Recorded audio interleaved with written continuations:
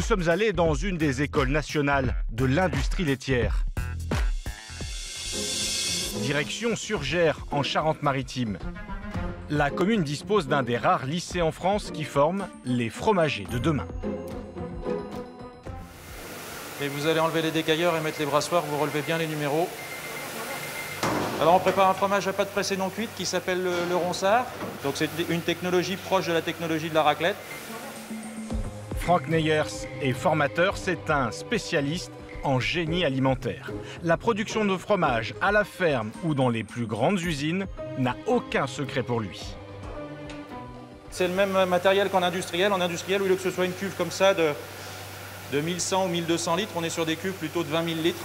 C'est pris. Avec ce matériel et ce savoir-faire, Océane, élève de BTS deuxième année, pourra sans problème trouver un emploi. Donc là, on est pris. Donc ça nous fait 13 minutes. 13 minutes. Et ensuite, on va attendre encore un peu qu'il durcisse et on pourra le décailler, le couper en plusieurs petits morceaux de caillé. Porté par le succès du fromage comme la raclette, le secteur manque de main-d'œuvre. Ici, en fin de cursus, Océane et ses camarades pourront même choisir leur employeur. On gère en gros par an 300 à 400 offres d'emploi. Donc on pourrait dire que chaque jeune qui est un peu mobile, il a à disposition 7 à 8 offres d'emploi pour lui tout seul.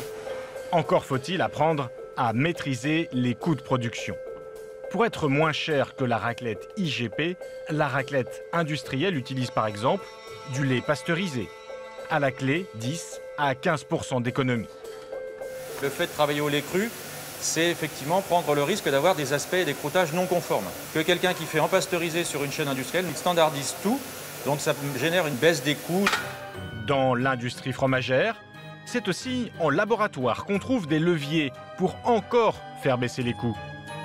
Alors, vous êtes sur vos acidités? Ce que ces élèves apprennent, c'est à maîtriser chaque étape, chaque ingrédient d'une recette pour reproduire le même fromage à l'infini. Franck est donc très bien placé pour nous décrypter la liste d'ingrédients de ces 4 raclettes achetées en supermarché. Dans celle de Pochat et Fils, du lait, du sel, des ferments et de la présure comme le veut le label IGP.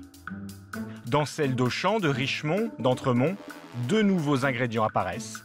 À chaque fois de la natamycine, un conservateur antibiotique, puis le Roku, un colorant rouge, dans 2 d'entre elles. De quoi standardiser la production et éviter les pertes.